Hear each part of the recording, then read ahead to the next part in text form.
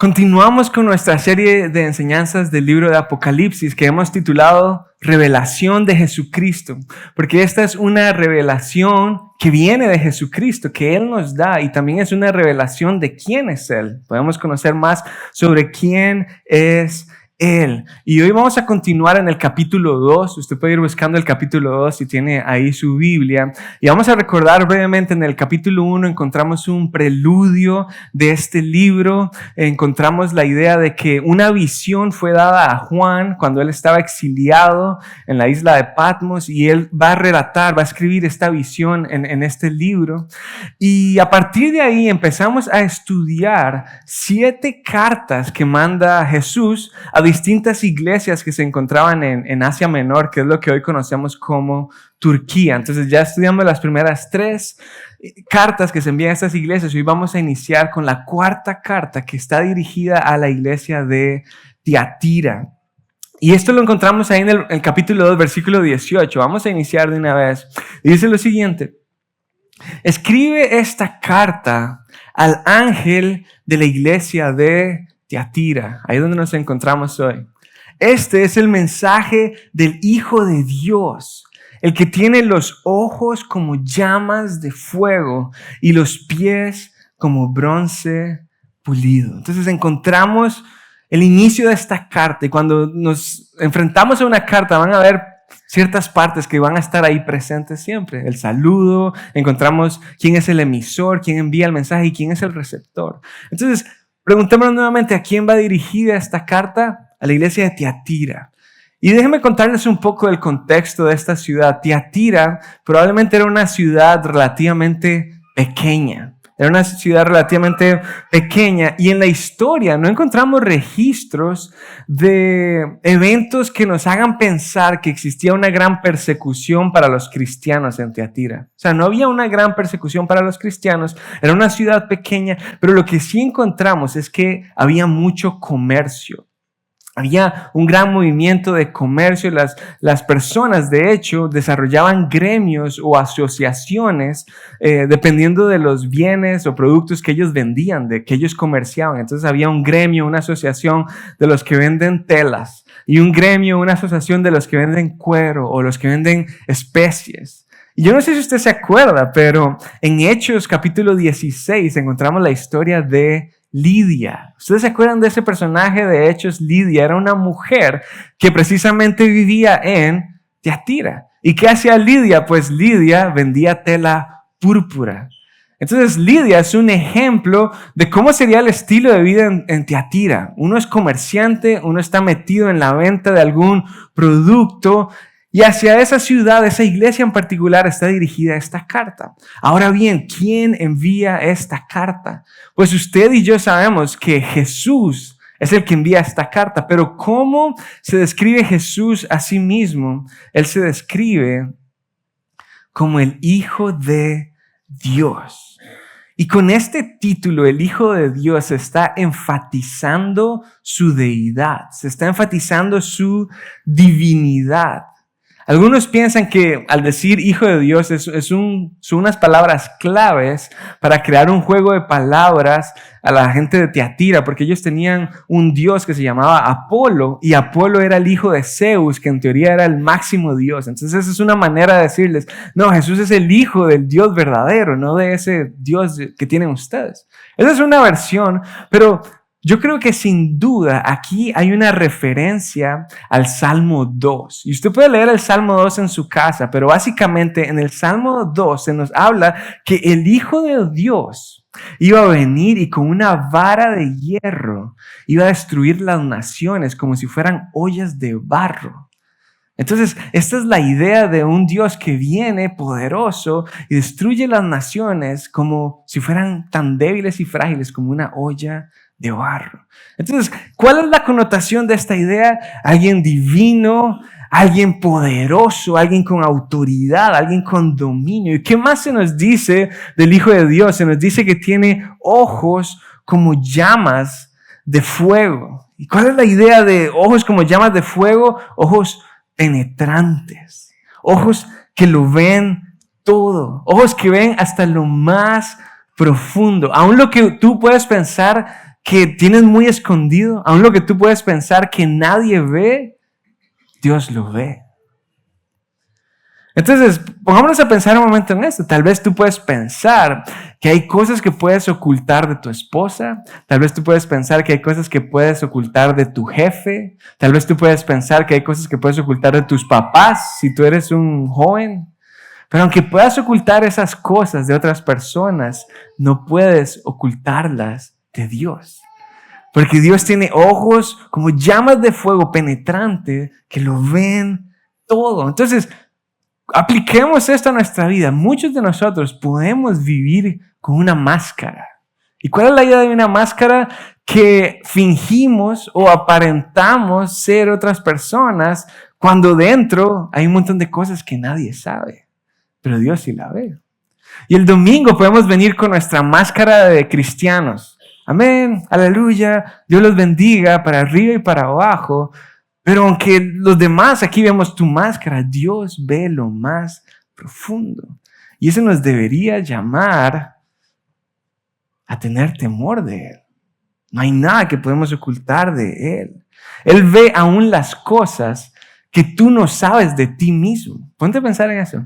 Él ve las cosas que tú ni siquiera puedes ver de tu interior. Él sabe el propósito por el cual estás viviendo la circunstancia que estás viviendo. Aunque no lo entiendes, aunque estás confundido, Él la ve y Él sabe lo que está pasando.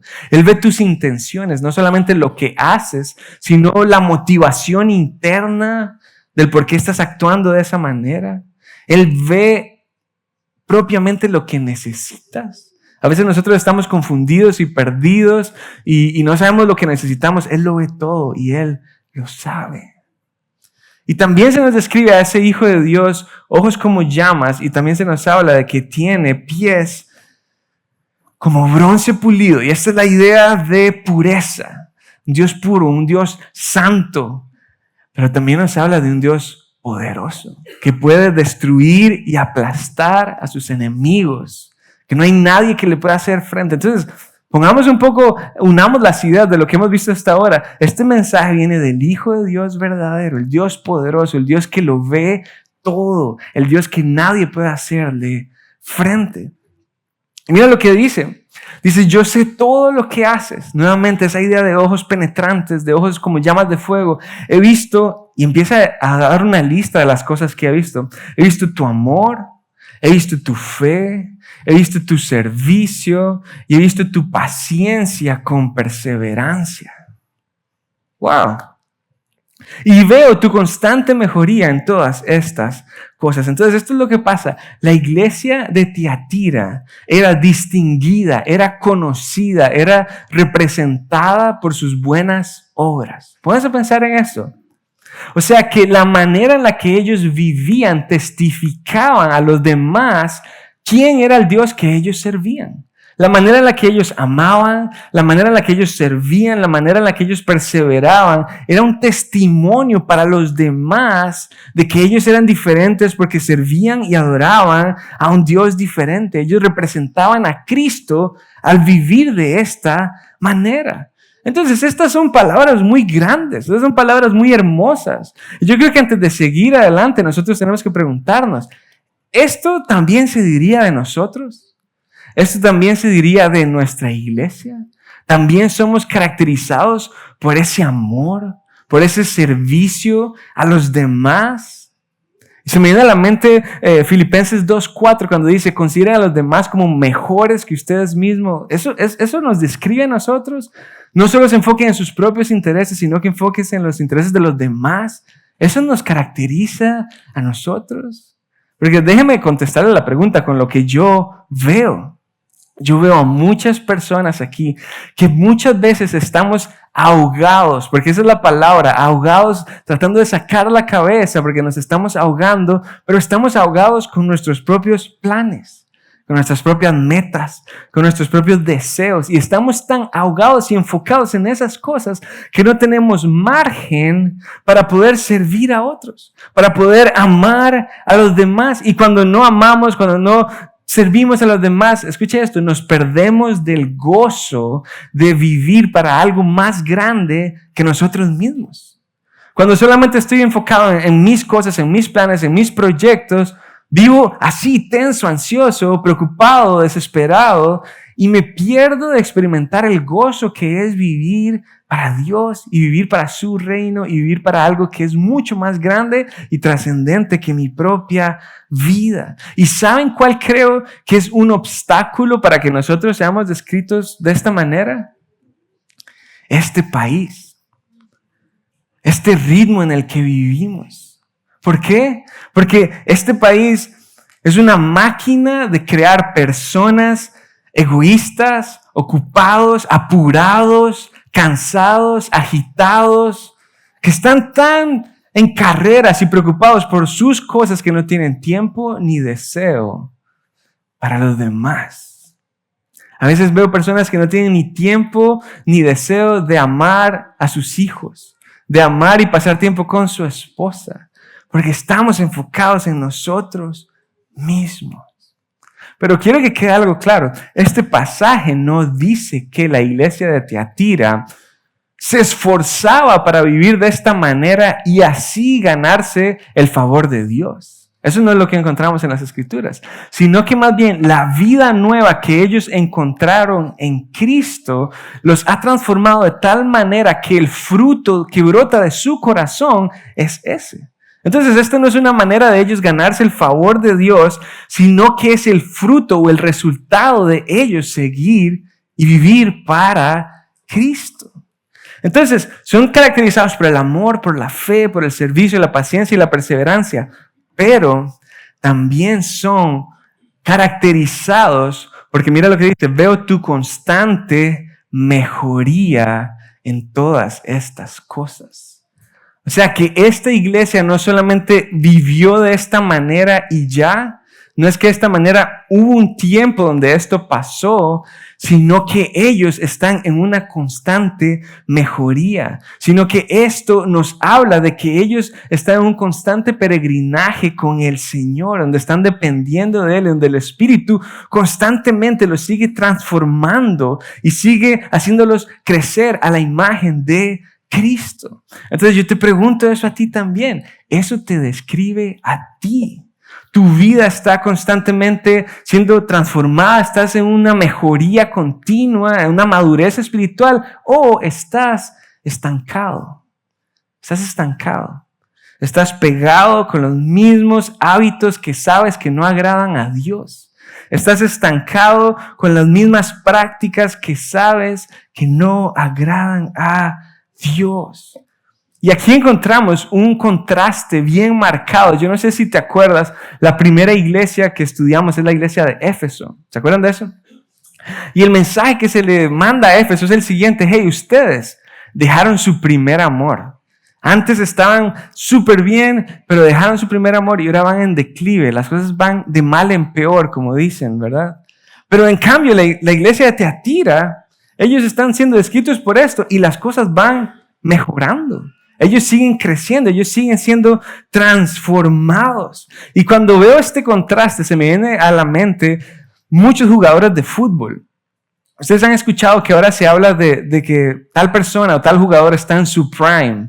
O sea, que está en su mejor versión. Y se espera que los jugadores ya después de los 35 años se deterioran, ya no corren igual, ya el valor del mercado es menor.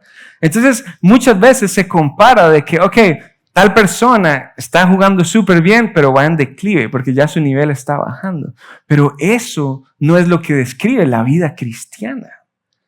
Nosotros no vivimos una fe que hubo un momento que fue gloriosa y wow, y cómo servíamos a los demás y cómo perseveramos y ahora vamos ya deteriorándonos, sino que es un continuo crecimiento. Y cuando pienso en esto, se me viene un versículo, un proverbio que yo memoricé de pequeño, Proverbios 4:18, que dice que la senda del justo es como la luz de la aurora, que va en aumento hasta que el día es perfecto. O sea que nuestro caminar con Cristo es un continuo crecimiento, donde vamos confiando más en Él, donde Él sigue transformando áreas de nuestra vida que nosotros ni siquiera podíamos ver, pero que Él con sus ojos como llamas de fuego sí ve y sigue trabajando en nuestras vidas.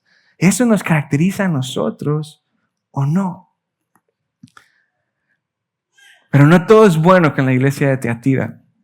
Mira lo que dice el verso 20. Tengo una queja en tu contra. Permites que esa mujer, esa Jezabel que se llama a sí misma profetisa, lleve a mis siervos por mal camino. Ella les enseña a cometer pecado sexual y a comer alimentos ofrecidos a ídolos. Entonces no todo está bien en Tiatira, porque ellos están cediendo, están siendo permisivos, están tolerando tóxicamente la influencia de un mensaje que va en contra de la verdad. ¿Y cuál es este falso mensaje que ellos están permitiendo? El mensaje que viene de un personaje que se llama Jezabel. Y esta historia de Jezabel, al ellos pronunciar y llamar a alguien Jezabel, era un tremendo insulto. Es una palabra pesada. La audiencia original conocía la historia de Jezabel al dedillo. Es como si alguien de nosotros nos llamara Judas o nos llamara Hitler. O sea, cuando escuchamos ese nombre ya es demasiado negativo la connotación que tenemos. Y se le habla de esta manera a probablemente una mujer que estaba influenciando a la iglesia y la estaba llevando. ¿A dónde lo estaba llevando Jezabel? Lo estaba llevando a un mal camino. Entonces les cuento un poco de la historia de Jezabel. La audiencia original manejaba esto bien y déjame contarte a ti la historia. Hubo un tiempo en que Israel estuvo dividido en el reino del norte y el reino del sur. Había un rey en el norte que se llamaba Acab y Acab era tan terco, tan cabezón que se terminó casando con alguien que no tenía que casarse. Y ahí viene con quién se casó Acab, con Jezabel. Y resulta que esta Jezabel, que era de la tierra de Sidón, vino y introdujo un montón de malas prácticas al reino de Israel. Los guió a todo tipo de inmoralidad sexual para rendir culto a ídolos. Inclusive ella ordenó que se mataran a los profetas del Señor. Y todo esto lo hizo posible porque ella seducía sutilmente el oído de su esposo Acab.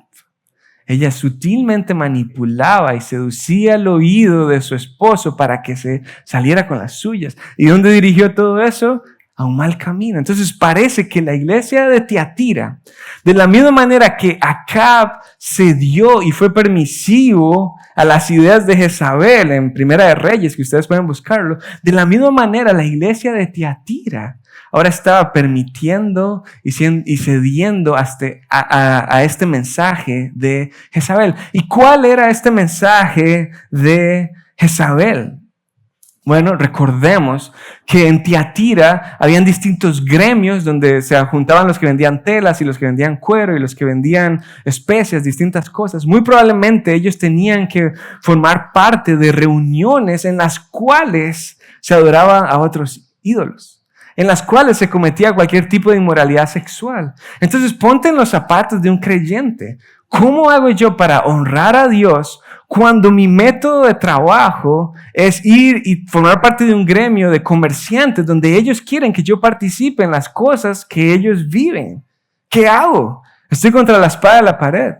Pues Jezabel les dice, hey, tranquilos. Ustedes pueden ser fieles a Dios y también participar de estas cosas. No hay problema. Ustedes pueden obtener lo mejor del reino de Dios y también pueden estar bien con Roma. Ustedes no tienen que ser exclusivos. Ustedes pueden tener lo mejor de los dos mundos. Y este mensaje era bastante atractivo. Era bastante conveniente. Puedo seguir con mi vida cristiana y puedo seguir con la vida del mundo. Eso es maravilloso. Pero lo que ellos olvidaron es que eso los lleva por mal camino. Y aquí encontramos un tema que va a estar presente y que es sumamente importante en el libro de Apocalipsis. Y es la idea de Satanás utilizando la seducción para desviarnos a un mal camino y serle infiel a Dios. Esta es una de las estrategias, una de las herramientas más comunes que Satanás tiene para lograr nuestra infidelidad. ¿Cuál es esa manera? Es seducirnos con las atracciones del mundo. Vamos a ver, no sé si ustedes se acuerdan, pero la iglesia de Esmirna estaba sufriendo mucho. Ellos estaban siendo amenazados, ellos tenían temor a la muerte misma porque estaban siendo perseguidos. Ese es Satanás trabajando con amenazas, trayendo bullying. Él viene a devorar, Él viene a destruir. Entonces esta es una de las maneras en las que Él trabaja. Te aterrorizo con lo que te va a pasar, con el sufrimiento que vas a enfrentar si no me sirves a mí. Pero otra manera que también Satanás trabaja es seduciéndonos, es atrayéndonos suavemente, buscando que seamos permisivos, buscando que cedamos ante Él. Y esto lo vamos a ver inclusive en capítulos posteriores, cuando se habla de Babilonia como la gran ramera, como la gran prostituta que viene a atraernos por medio de lo atractivo de este mundo. Entonces, si este es un mensaje tan importante en el libro de Apocalipsis, usted y yo deberíamos detenernos un momento y pensar de qué manera estoy cediendo ante las seducciones que este mundo muy sigilosamente me trae, me ofrece. ¿Con qué estoy siendo permisivo para ser aceptado? Estoy siendo permisivo con alguna sustancia, con el alcohol, cuando me reúno con los compañeros, ellos toman más de la cuenta y yo quiero ser parte, entonces también tengo que ceder ante eso. Estoy siendo permisivo en mi manera de vestir, en mi manera de hablar, porque también quiero formar parte de las cosas. Estoy siendo permisivo con lo que escucho, con lo que veo, las películas que veo, no las filtro, con lo que me alimento en las redes sociales, tampoco le pongo cuidado porque puedo formar parte de Dios y formar parte del mundo. Estamos creyendo la mentira que ofrece Jezabel, que es decirnos, hey, tranquilos, no pasa nada. Sigan su vida cristiana y sigan también paralelamente su vida en el mundo. Versículo 21. Le di tiempo para que se arrepintiera, pero ella no quiere abandonar su inmoralidad. Entonces, escucha esto, pese a la inmoralidad y la maldad de Jezabel, el Señor proveyó un tiempo, el espacio para que ella se arrepintiera.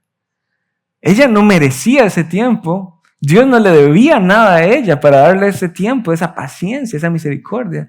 Pero en su gracia, en su riqueza de gracia, Él abre un espacio para que el pecador se vuelva a Él. Y esa gracia que Dios le ofrece a Jezabel es la misma gracia que todos nosotros hemos experimentado. Todos nosotros éramos pecadores, todos nosotros estábamos en contra de Él, todos nosotros éramos infieles. Pero Él abrió tiempo, fue paciente para que nosotros nos arrepintiéramos y viniéramos a Él con un corazón humillado.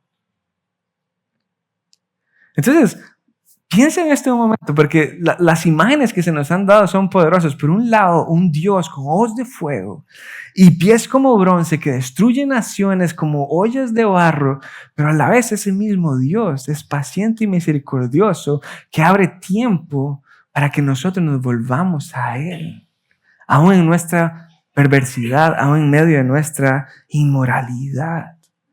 Pero Jezabel no quiere abandonar su pecado. Mira lo que dice el versículo 22. Por lo tanto, la arrojaré en una cama de sufrimiento y los que cometen adulterio con ella, refiriéndose a adulterio espiritual, al adorar otros ídolos, los que cometen adulterio con ella también sufrirán terriblemente, a menos que se arrepientan y abandonen las maldades de ella. Heriré de muerte a sus hijos. Entonces todas las iglesias sabrán que yo soy el que examina los pensamientos y las intenciones de cada persona y le daré a cada uno de ustedes lo que se merezca. Entonces en estos versículos vemos el juicio de Dios. Ese juicio que es justo. Ese juicio que es santo, porque Él es un Dios perfecto y santo y no hay espacio para el pecado. Y nosotros sabemos esto, Romanos 6:23, porque la paga del pecado es la muerte. La consecuencia de una vida de infidelidad a Dios es la muerte. Y ahora Jezabel y todos los que siguen su permisividad y todos los que siguen ese estilo de vida de ceder ante el mundo y vivir en los dos lados, ahora van a llevar las consecuencias por no atender la advertencia que se les dio, por no resistir el llamado al arrepentimiento. Que eso no sea lo que te pase a ti. tú estás escuchando. Lejos de Cristo, vas por un mal camino. Lejos de Cristo te espera un sufrimiento eterno, pero en su gracia Él abre un espacio para que vengamos a Él. Versículo 24. Pero también tengo un mensaje para el resto de ustedes en Tiatira, los que no han seguido esa falsa enseñanza o verdades más profundas, como ellos las llaman, que en realidad son profundidades de Satanás. No les pediré nada más, solo que retengan con firmeza lo que tienen hasta que yo venga. A todos los que salgan vencedores y me obedezcan hasta el final, les daré autoridad sobre todas las naciones. Gobernarán las naciones con vara de hierro y las harán pedazos como si fueran ollas de barro. ¿Se recuerdan el Salmo 2 que los mencioné? Tendrán la misma autoridad que yo recibí de mi Padre y también les daré la estrella de la mañana. Todo el que tenga oídos para oír debe escuchar al Espíritu y entender lo que Él dice a las iglesias. Este versículo que está aquí me ha estado dando vueltas en la cabeza. No he parado de pensar y de procesar esta invitación y este llamado más bien que se nos da y que se le da a la iglesia de Tiatira. Dice lo siguiente: hey, no les voy a pedir nada más, solo que retengan con firmeza. Retengan con firmeza lo que tienen hasta que yo venga. Este es un llamado donde nos están diciendo: hey, no aflojen. Hey, no bajen las armas. Seguimos en la batalla. Y me imagino una charla de medio tiempo en un partido donde el entrenador, el coach, habla con los jugadores y les dice: hey, estamos jugando en visitante, el otro equipo está buenísimo, nosotros tienen grandes jugadores, son una amenaza y nosotros tenemos un expulsado, pero aguanten. Mantengamos el marcador. Faltan todavía 45 minutos. No bajen las armas. Sigan corriendo. Sigan esforzándose. Sigan firmes. Pongamos la mirada en la meta. Todavía no ha terminado el partido. Pero también se me viene otra imagen de un video. Varios videos hay de este tipo que tal vez usted ha visto. Hay gente que se ríe. A mí en lo personal me duele ver estos videos, pero es el video de un atleta que está corriendo una larga distancia, no sé exactamente cuánta distancia, y entonces él le lleva una ventaja grande a los que vienen detrás, y cuando ve la meta y que se acerca, empieza a relajarse y empieza a correr más despacio y tal vez empieza a celebrar y empieza a ver a las cámaras y empieza a tomar agua y afloja el paso, y de repente viene otro que no aflojó. Viene otro que siguió viendo a la meta firme, constante, y lo pasa. Y el que se relajó y el que no se lo tomó en serio queda en segundo lugar. Y este es el mismo mensaje para nosotros. Hey, no bajen la guardia, permanezcan agarrados con firmeza, reteniendo la verdad que se les ha dado. No aflojen. Eso es lo más importante que tienen. No lo suelten. Y me llama muchísimo la atención que dice: hey, no les pediré nada más. Solo esto. Entonces no es hagan esto y 3 cosas más. O esto y 2 cosas más. No, es solo una cosa hagan. Agárrense a la verdad que ya tienen. ¿Cuál es esa verdad que ya tienen? La verdad de Cristo, el Evangelio, la salvación que encontramos en Él, la vida eterna que encontramos en Él, la gracia abundante que Él tiene para los que se arrepienten y le siguen. Agárrense duro de eso, enfóquense en eso y en nada más. Entonces, ¿cuál es la versión para ti de agarrarte firme a Cristo? Porque yo veo aquí personas y veo diferentes edades, diferentes etapas de vida, quienes están casados, solteros, quienes tienen hijos pequeños y casi no tienen tiempo, o quienes ya tienen el nido vacío y tienen más flexibilidad. ¿Cómo se ve en tu vida estar agarrado a Cristo? Tal vez tienes menos tiempo que otro, tal vez trabajas más, pero como sean tus circunstancias, tú tienes un llamado y es aferrarte a Él. Nada más. Tal vez en tu caso es en la noche, estar con el Señor en la mañana. No sé qué ritmos o hábitos tienes que desarrollar, pero tienes que aferrarte y agarrarte duro a Él. Dice que todos los que salgan vencedores. Esta idea de vencedores ha estado constantemente en las cartas. ¿Y cómo se ve entonces según este texto a la iglesia de Tiatira, ser vencedor? Bueno, somos vencedores al ir y derrotar y prenderle fuego al templo del dios Apolo, o somos vencedores al ir y armar una revuelta. No, somos vencedores cuando no nos dejamos seducir. Somos vencedores cuando no somos permisivos a la manera en la que todo el mundo vive y nos invitan a vivir.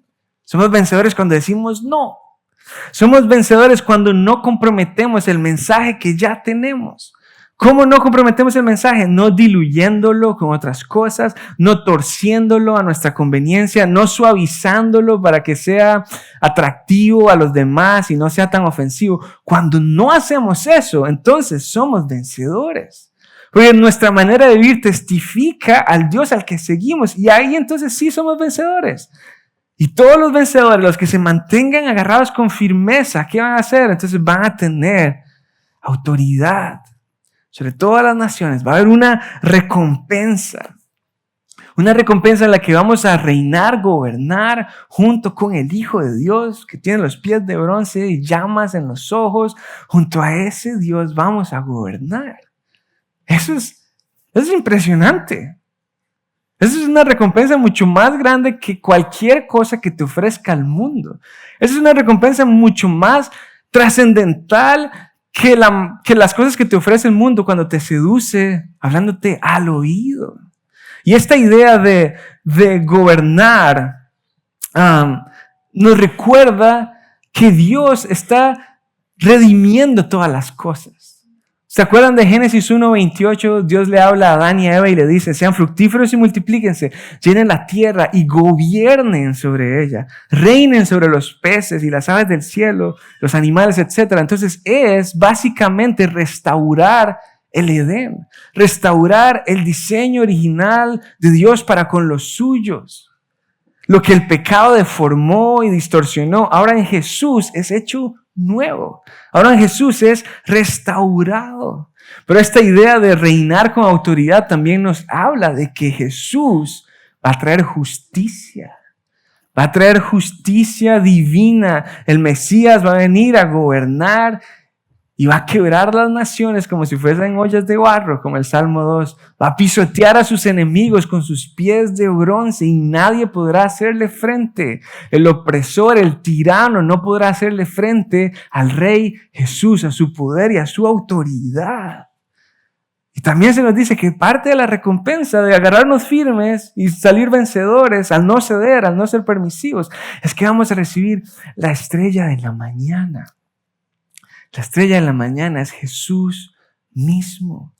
Jesús mismo nos dice: hey, aguanten, agárrense duro hasta que yo venga, salgan vencedores, van a gobernar conmigo y me van a tener a mí. Porque saben que yo tengo ojos de fuego y puedo ver todo, y lo que tú necesitas soy yo.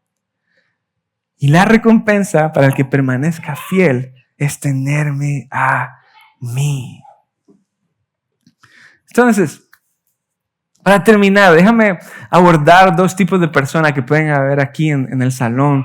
Tenemos que recordar que esto es una carta escrita para una iglesia. Y se espera que en una iglesia todas las personas sean creyentes. Pero yo sé que puedo estar yo hoy aquí hablando y pueden haber personas que no conozcan a Cristo. Entonces, a la luz de lo que aprendimos hoy, el mensaje para ti, si este eres tú, es el siguiente. Hay un Dios soberano, poderoso y con autoridad que trae juicio al que se rebela contra Él, pero ese mismo Dios también es paciente y amoroso. Y ese mismo Dios también abre un espacio para que tú dirijas tu mirada a Él.